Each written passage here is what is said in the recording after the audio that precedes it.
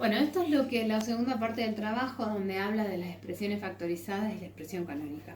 En realidad son diferentes maneras de escribir la función cuadrática, pero necesito datos para poder escribir las diferentes expresiones. La expresión polinómica así se llama la función que usamos siempre, la fórmula que usamos siempre. Para la expresión factorizada tengo que hallar las raíces, que ahora vamos a ver cómo las ubicamos, y para la expresión canónica tengo que hallar el vértice. Una vez que hallo las raíces, teniendo la expresión polinómica, hallo las raíces, una vez que hallo las raíces, simplemente voy a reemplazar x1 y x2 en los lugarcitos que tengo acá. A, que lo voy a sacar de acá, x1 y x2. Para la expresión canónica voy a hallar el vértice, voy a reemplazar esta A, x del vértice, es el primer componente del vértice, y del vértice, o sea, simplemente voy a escribir este número acá y este número acá.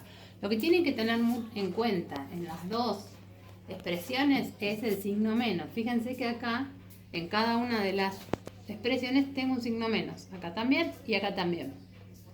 Entonces, ¿qué pasa? Si en el caso de que la raíz me dé negativa, este signo va a cambiar en los tres casos. O sea que tengan mucho cuidado con los signos.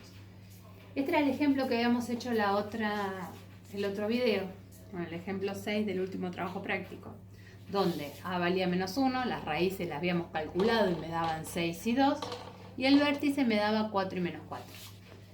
¿Cómo hago con esos datos para hallar la expresión factorizada y canónica? Simplemente voy a reemplazar estos datos que tengo en cada uno de los lugares que correspondían. Para la expresión factorizada habíamos dicho que primero tenía que saber quién era A, que en mi ejemplo A es 1. Y teníamos que saber quién eran las raíces. Entonces reemplazo en x1 y x2 por las raíces que tenía. Mis raíces eran 6 y 2. La expresión factorizada, porque no sé por qué se me están cortando el video. Habíamos dicho que para la expresión factorizada necesitaba las raíces, y en mi ejemplo las raíces eran 6 y 2. Entonces lo que hice es reemplazar a, x1 y x2 por los datos que tengo. Los datos que tengo es a, que valía 1, x1 valía 6 y x2 valía 2. O al revés, me podría haber quedado 2 y 6, en este caso es lo mismo. Entonces la expresión factorizada me va a quedar a, que valía 1, esta parte me queda igual, y lo único que voy a reemplazar acá es el x1 por 6 y el x2 por 2. Y esto terminó ahí, no tengo que hacer nada más. Esa es la expresión factorizada. ¿Qué pasa con la expresión canónica? Bueno, la expresión canónica me decía que necesito el vértice. Entonces hallo el vértice con la expresión polinómica, con las fórmulas que ya teníamos, que se habían explicado en el ejercicio anterior, y me dio como resultado que el vértice era 4 en x menos 4 en y. Y eso es lo que voy a reemplazar acá. Voy a reemplazar a, que valía 1, x del vértice, que valía 4, y del vértice, que valía menos 4.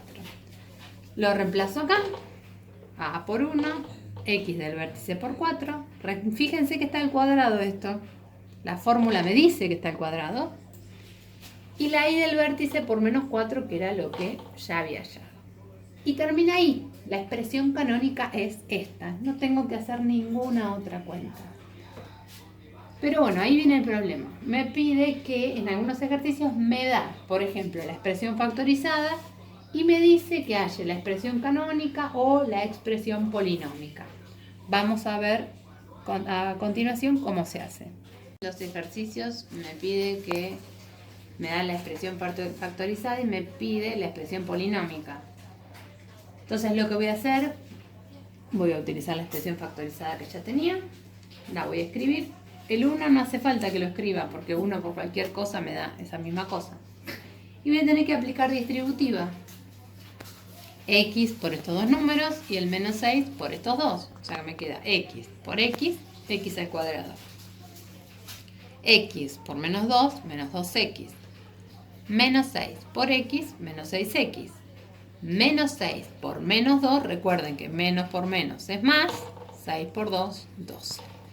Y acá junté las x con las x, me dio menos 8 y acá ya me quedó, esta es la expresión